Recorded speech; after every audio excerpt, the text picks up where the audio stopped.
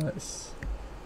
A young woman walks down an alleyway on her way home from college, illuminated only in small puddles of light by the lamps above her. Little does she know that a man will be waiting for her as she emerges into the car park. Poor soul, she thinks, after seeing that well-dressed man is struggling to carry books to his Volkswagen Beetle, especially as one of his arms is in a sling.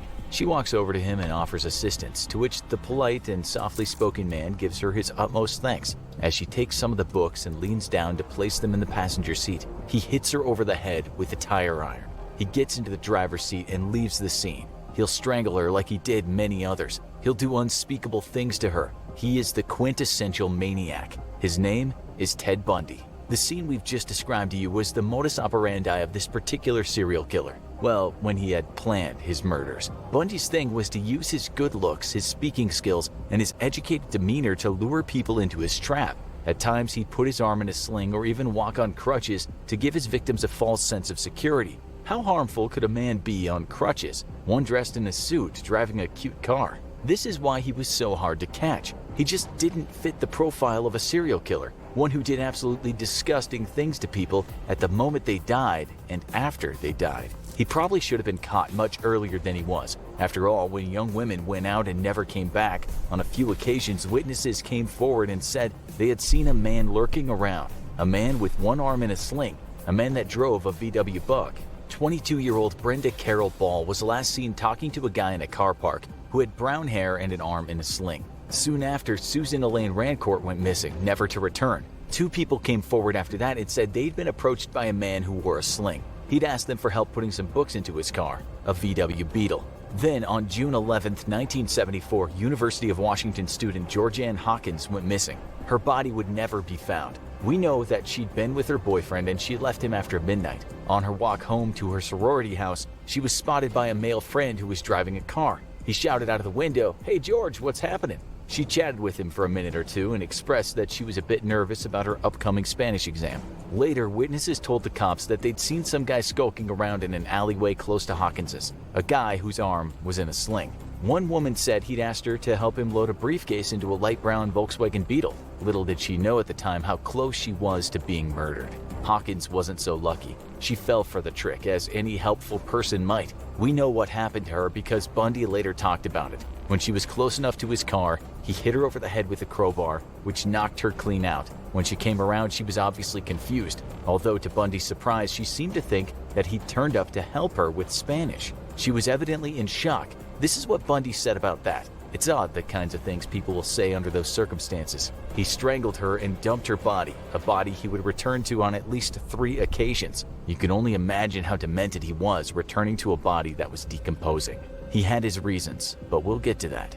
Bundy was brazen, there's no doubt about it. He didn't ever think he'd be caught. He thought he was too intelligent for the police. After all, he'd worked in politics. He worked as an assistant director of the Seattle Crime Prevention Advisory Committee, where he wrote a paper on rape prevention. He did a stint at the Department of Emergency Services, where he talked about missing women and how to find them. And that's likely why Bundy didn't have any qualms about returning to the alleyway from where he picked up Hawkins. The day after the abduction, he was there at the same time as the police, hiding in plain sight as he picked up one of the girl's shoes and her necklace. If he wasn't picking up girls in a car park or close by one, he was sneaking into basements while they slept and then bludgeoning the victim with some kind of iron bar. Bundy was like the boogeyman, a serial killer that crawled through windows and viciously attacked people while they were at their most vulnerable. But he was also a con artist. He played confidence tricks and he was very good at it. Investigators knew that when girls went missing, at times a man was seen with an arm in a sling, a man that owned a VW Beetle.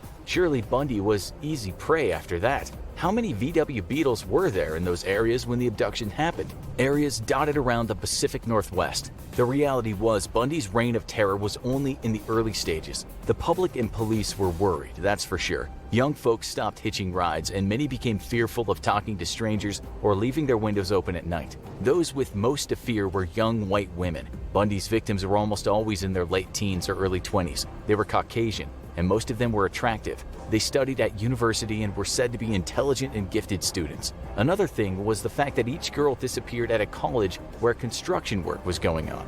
Could the disappearances be linked? Wondered investigators. They just didn't know. They had very little forensic evidence to work with, and there were no bodies. That didn't mean the cops thought the girls had just taken off someplace. Nothing about their personalities and state of mind suggested that. Only weeks after Hawkins went missing, 2 women were abducted in broad daylight at Lake Sammamish State Park, not far from the city of Seattle. Bundy had first approached 5 women in the park, and in what they later described as a Canadian or British accent, the man introduced himself as Ted. Ted, dressed in a pressed white tennis outfit with one arm in a sling, politely asked them if they could help him unload a sailboat from his bronze-colored Volkswagen Beetle. 4 of them said no, but 1 followed him to his car. Thankfully, she ran away when she became aware that there was no sailboat. That day, Bundy managed to enlist 1 woman for help, and he later abducted another close to a restroom. Both would die. Did he kill one in front of the other? He once said that that was true, but close to his execution date, he recanted that terribly bleak detail. This is not a story about his crimes, though. What we want to know is how the hell did the police not get closer to Bundy, seeing as he was using the same car and the same sling trick, and so the same modus operandi? He even told the girls that escaped that he was named Ted. What more did the cops need? A written confession?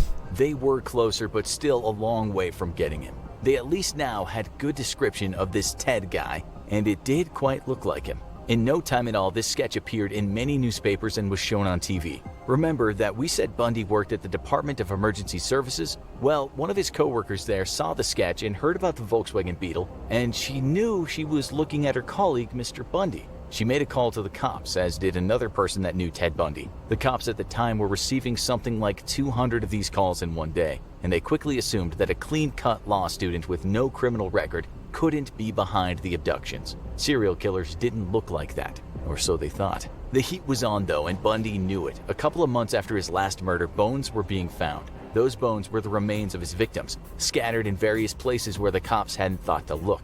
It was fortunate for Bundy then that he was accepted to study at the University of Utah Law School. He packed his bags and headed south in August of '74. He was only in Utah a month when he started killing again. September 2nd, a hitchhiker. October 2nd, a 16-year-old girl. October 18th, a 17-year-old girl from a pizza parlor. It turned out that she was the daughter of a police chief.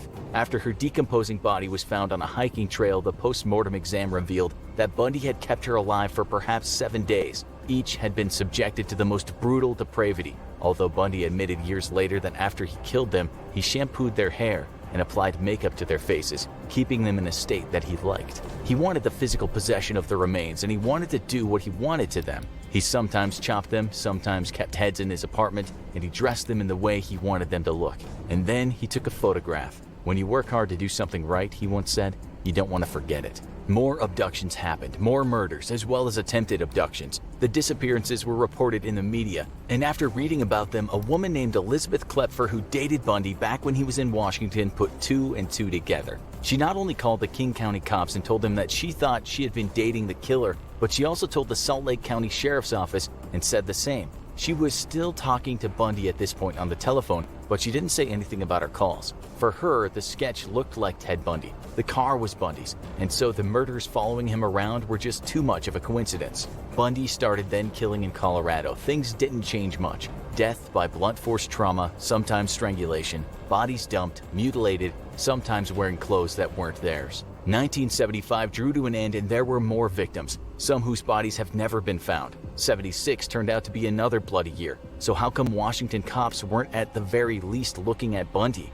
They only did that after they discovered a new toy, a computer and a database. They found that they could input data about the murders and the computer would compare that data to data already in the system. Thousands of names were in that database, but only 26 names matched the crimes. Bundy's was one of them. The problem was connecting the Utah and Colorado murders to the Pacific Northwest murders. At the time, there were no large databases containing all the state's police departments. The fact of the matter was, while the cops should have known better after the tip-offs, because Bundy moved around, he managed to evade capture. But then, he was pulled over by a cop in a Salt Lake City suburb after he'd been driving around looking suspicious. On searching Bundy's car, the cop found quite the collection of suspicious items. A ski mask, trash bags, handcuffs, a crowbar, lengths of rope, and an ice pick. All that was pretty much the consummate serial killer's stash. It didn't take long for the cops to understand that they might have a maniac on their hands, and they had the phone call from Bundy's lover in their records, and they had his car description from one of the abductions.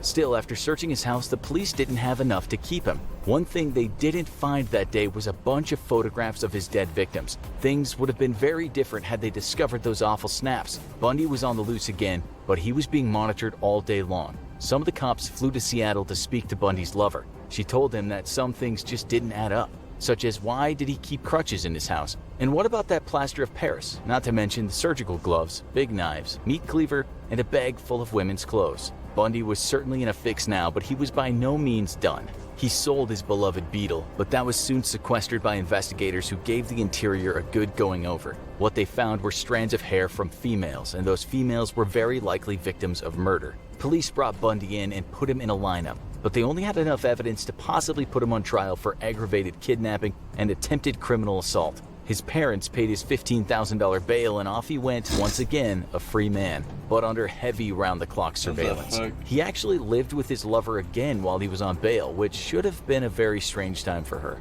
At this point, the lead investigators from Utah, Washington, and Colorado all finally got together and shared their stories and what evidence they had. They were pretty darn sure that they had a serial killer on their hands. Yeah, he's 90% a serial killer. I'll take him back. It's rough out there. Tinder life.